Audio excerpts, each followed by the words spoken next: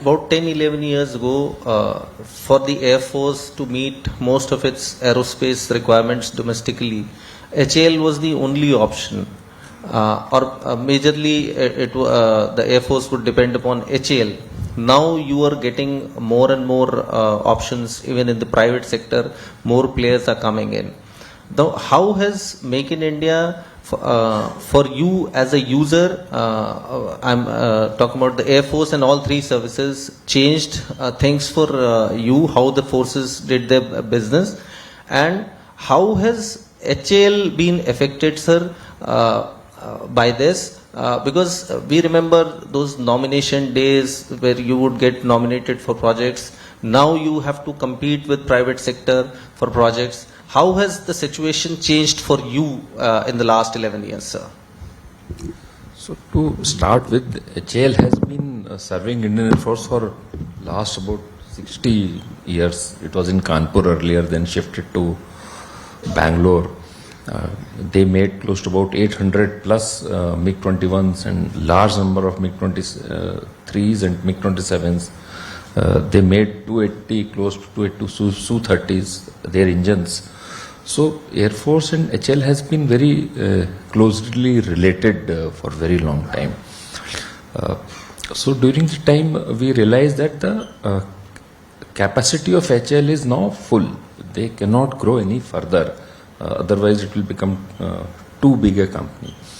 So that time government took a decision to change the model and this bring out Buy Global Make in India model, where under that we did that C295 case, and that case has gone to private sector. So the first aircraft out of that is supposed to come out next year, September, October, that period. And only after that we will be able to truly assess, because HAL I am seeing for last 60 years, but this model, though we have got the aircraft initially, which are working fine, but they are direct supply aircraft. The Make in India aircraft will come to us after some time.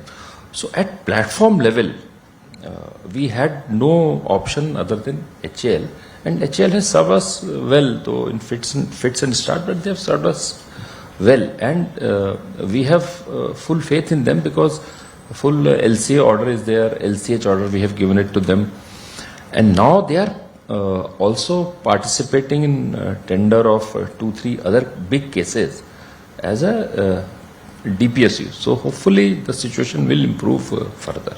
Would you like to?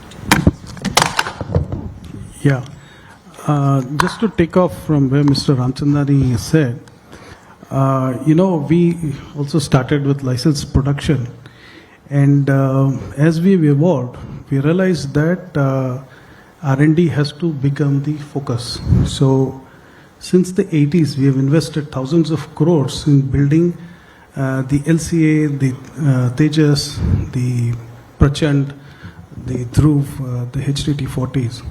So if you look at today HAL's products, all the products are designed within the country, either the LCA in collaboration with ADA, and helicopters by HAL and other partners, the HTT-40 by us. So I think this is an evolution every industry will have to take that path, that you start off at a licensed manufacturing level, and as you evolve, you invest more and more in R&D.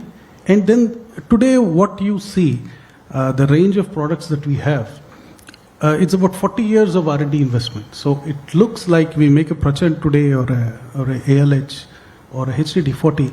It's 40 years. HAL is an 85-year-old company. We built our first aircraft in the 50s. We did the Marutis, the 70s.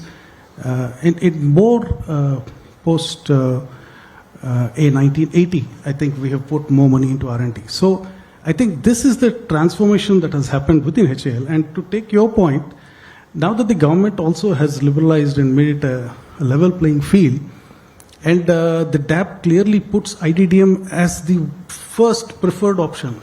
And we get into it because we have invested and built this product. So we get Prachand because it's a fully IDDM product, right? So I think this is the way forward that we have to compete. Every industry will have to do to progress the Atmanirbhar Bharata. So today R&D has become the central to the whole organization. It was earlier manufacturing, today R&D is central. And we are investing over the next decade, we would be putting in more than 18,000 crores into our R&D in products. We spend 8 to 9% of our revenue on R&D, which is on par with any other company in the world. So the government has done two things. One is they've liberalized, made it a level playing field, removed the nomination. But at the same time, they've said IDDM is the number one. I think that is the biggest game changer. That if you put in money, build your products, design your products and build it, then you're preferred. So I think that is the transformation that we have done. And we obviously have that kind of order book, what Air Marshal Dixit spoke about. So I think every industry, whichever sector of this defense that we talk about, I think it will have to transition from license manufacture to So, own design. If you can tell us what is the order book worth, sir?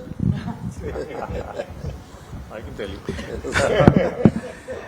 Yeah, today the order book is upwards of 2 lakh crores. And you will see that every single product is homegrown, right? Whatever we are going to make, except the 15 Su-30s, which is an order, the balance orders are the Prachand, the Tejas, the HTT-40s, the UHM, which is under development, will come out, which is a utility helicopter maritime.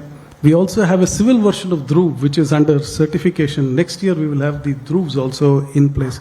So I think these are all coming out of our own design products. So you have a high purchase order. Now we want to see the delivery, right? We as journalists are constantly told talk truth to power and things.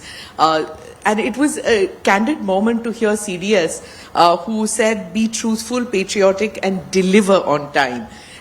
So he warned against these exaggerated claims on indigenization and delayed product delivery. So obviously now that I have both of you, HAL as well as L&T, I'm going to ask you about that. But before that, I'll ask the Defense Secretary. Sir, could you tell us about how delayed orders, delayed supply, how is that impacting on our national security? And related question, I'm sorry I'm going topic by topic, jaldi, then I'll hand over to Ajit. On the Kaveri engine project, the stalled project, when can we expect the indigenous aero engine with homegrown technology, part of Atmanirbhar? So let me talk about the engine first, since that is something that even the Prime Minister mentioned in his Independence Day address. We are in the process of finalizing a program with a leading international engine house to co-develop a 120 kN jet engine entirely domestically produced with full IPR to be held in India. That is hopefully going to go to the top levels in government soon. It's a DRDO proposal, but of course we are all part of that exercise. So that will happen, but that will take about 10, 12 years to, about 8 years to prototypes and another few years thereafter for certification, etc. So that process is underway through through the various government processes, given the huge amounts involved. On Kaveri, I think the decision that DRDO has made is that since they have not been able to achieve the requisite thrust to weight ratio, they will use it for their UCAV program. Hopefully that will enable them to license that technology to private sector partners who participate in some of our UCAV tenders, one of which is out right now, which is for the male category drones. A mind-boggling number of 24 Indian companies with various partners have bid for that tender. I cannot believe, frankly, that all of them have that kind of capacity to make full-fledged aircraft, albeit unmanned within the country. But yes, there is a very robust response, and we hope that we'll get very credible, at least two companies or two consortia building those 87 male category drones in India, and thereby creating this larger ecosystem of sophisticated drones. Have I answered all your questions? Was there something else? What the CDS spoke. Oh yeah, the delay part. Yeah, so I don't want to. When I talk to HAL. I will obviously, go after them about the delays, but in a more sort of open forum, let me say that the delays are not only by domestic manufacturers. You've seen the S400s getting delayed because of the conflicts. Israel orders, also many of them are delayed because of the conflicts that they are facing. There are supply chain issues which have affected them in the context of the General Electric engines that they've been having to wait for. So yes, all of it is not solely attributable to our indigenous manufacturers, but yes, I mean, there is a tendency to overpromise and underdeliver, and we will need to start cracking down much more, apply LD clauses much more, and in the current round of emergency purchases that we are doing, we've actually taken a very tough stand that any case where delivery is not done within 1 year will all be foreclosed, and I intend to sort of ensure that that is done. So irrespective of who it is, which company, which country, we will foreclose every contract after 1 year. Hopefully those kind of decisions will start bringing in some level of accountability when it comes to delivery milestones. Do subscribe to the ANI Clips channel to get shorter versions of this podcast. Click here to watch the full episode.